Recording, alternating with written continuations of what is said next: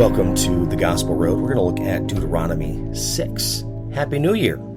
You had a good Christmas. We'll get more into that. Now, this is the commandment, that statutes and the rules that the Lord your God commanded me to teach you, that you may do them in the land to which you are going over to possess it, that you may fear the Lord your God, you and your son and your son's sons, by keeping all his statutes and his commandments, which I commanded you all the days of your life, and that your days may be long. Hear therefore, O Israel, and be careful to do them, that it may go well with you, and that you may multiply greatly, as the Lord, the God of your fathers, has promised you in a land flowing with milk and honey. Hear, O Israel, the Lord our God, the Lord is one. You shall love the Lord your God with all your heart, with all your soul, with all your might. And these words that I command you today shall be on your heart. You shall teach them diligently to your children, and shall talk of them when you sit in your house, and when you walk by the way, and when you lie down, and when you rise. You shall bind them as a sign on your hand, and they shall be as frontlets behind your eyes. You shall write them on the doorposts of your house and on your gates.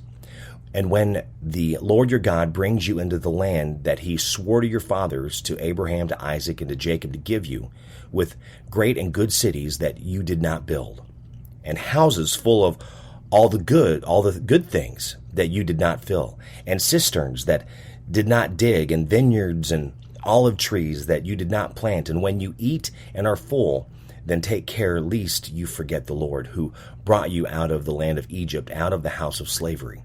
It is the Lord your God you shall fear. Him you shall serve, and by his name you shall swear good. You shall not go after other gods, the gods of the peoples who are around you, for the Lord your God is in your midst and is a jealous God, lest the anger of the Lord your God be kindled against you, and he destroy you from off the face of the earth. You shall not put the Lord your God to the test, as you test him as Massa. You shall diligently keep the commandments of the Lord your God, and his testimonies and his statutes, which he has commanded you.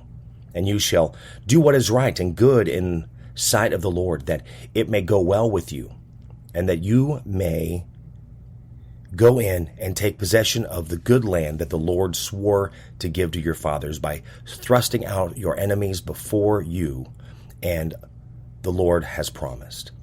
When your son asks you to come, what is the meaning of the testimonies and the statutes and the rules that the Lord our God has commanded you? Then you shall say to your son, we were Pharaoh's slaves in Egypt, and the Lord brought us out of Egypt with a mighty hand.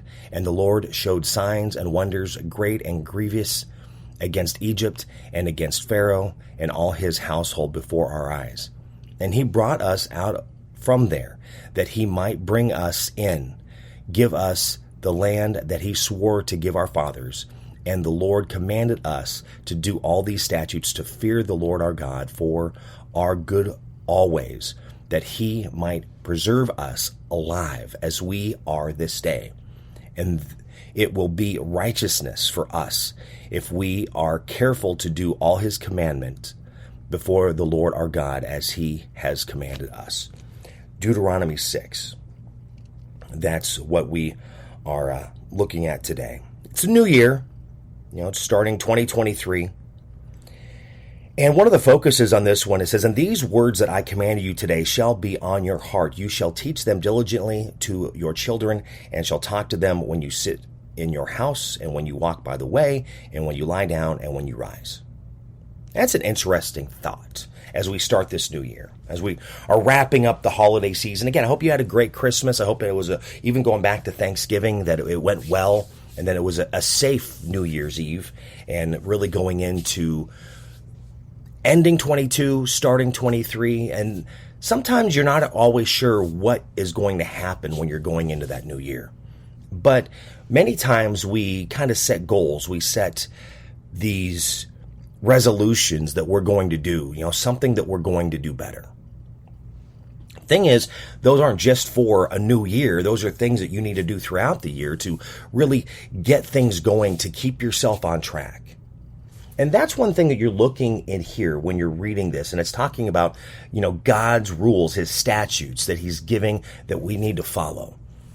There are rules and statutes we need to follow every day. There's things that we need to do, and those things are going to help keep us on track, to keep us focused, to do what it is we need to do, to keep us on track at work, to keep us on track at home.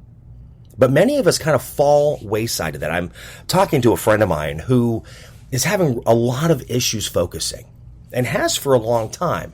And, we're all in this internet world, so we can all self-diagnose ourselves. So they were reading, and they're now thinking, well, what about ADHD?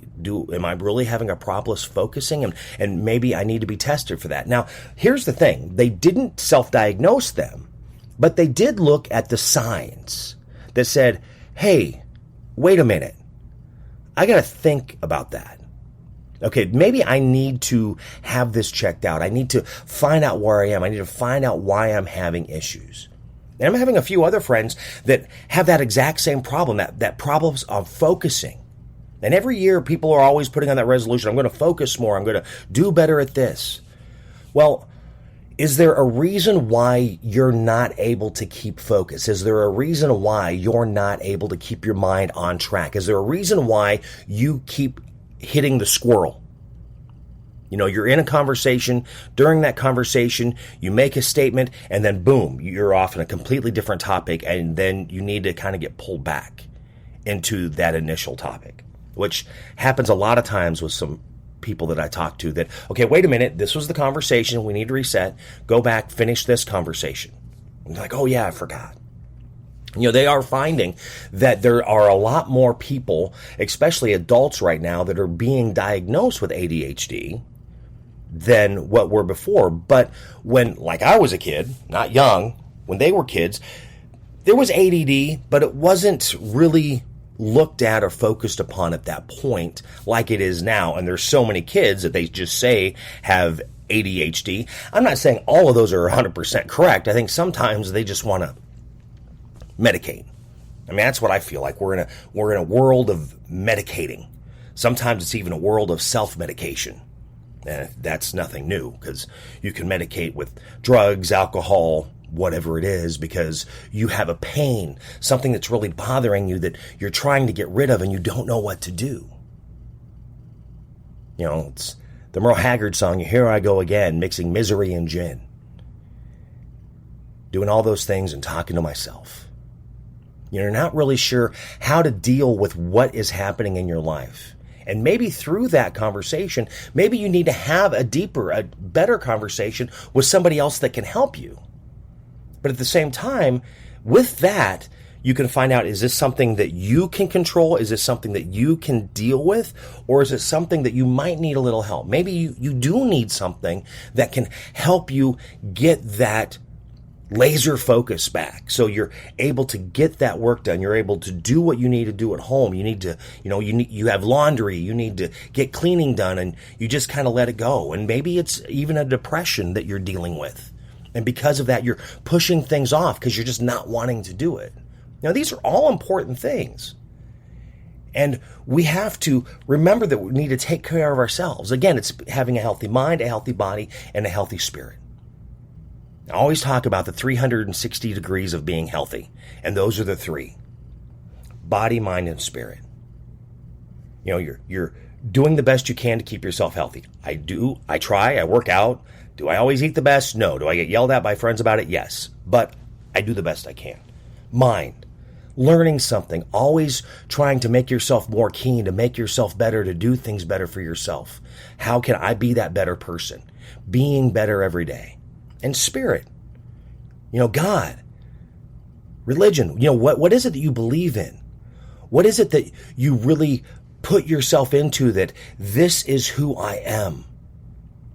This is why I do what I do. It's that belief system. You've got Aaron Tippin. You got to stand for something or you'll fall for anything. Poison. Remember the song? I do anyway. Give me something to believe in.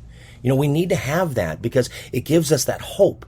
It gives us that drive because there's something better. There's something that we are really going towards. There's something we're moving to. There's something on the other side. All things to think about and all things to really go, what is it that I can do to make myself better and keep myself healthy? I hope you really go into 2023 really thinking about that and really pushing to be better. Really thinking about the things that you need to do to keep those rules, to keep those statutes, to really follow along to get things done the way you need to get them done. If it's God, follow Him. How is it that you can do those better, right? Yeah, check that out. Deuteronomy 6, that is what I was sharing today. So read that today. How does it help you? How can it give you more ammunition to be that better person for yourself, to be better for you, because then you're good for everyone else. You're better for people at work. You're better for people at home. You're just an all-around better person. Okay? Read that. How can it help you? Deuteronomy 6. Again, I hope you have a great 2023. I hope you had a safe New Year's Eve. I hope you had a Merry Christmas. I hope you had a great Thanksgiving. And let's just really start this year strong. Shall we? We can do it together. And we always say we're in this together. And just remember that I may know you, I may not know you, but I love you. I pray for you. I worry about you. I care for you. Which I hope you do the same for me. Because we really need to pick each other up, lift each other up to be the best that we can be. If you enjoyed this, be sure to share it on social media. You can always find me as well, my words of the day and many other different things that I do with Facebook, Twitter, Instagram, TikTok, YouTube, all at My Buddy Jimmy. That's all you got to do is look it up. You can also find me at mybuddyjimmy.com. And give a rating.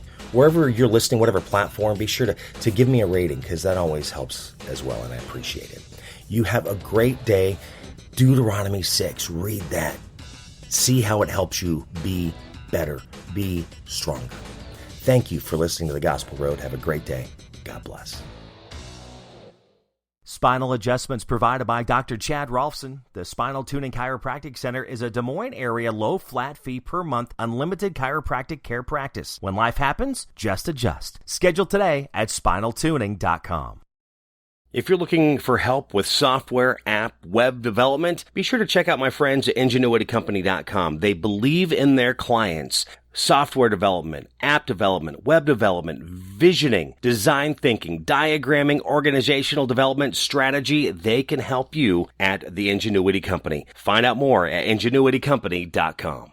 Barbecue provided by Kenny's Rib Wagon, catering ribs for your pleasure and serving daily at Plaza Pub, 62nd and Douglas in Des Moines, across from Merle Hay Mall. Find Kenny's Rib Wagon on Facebook. The Jimmy Olsen Radio Network.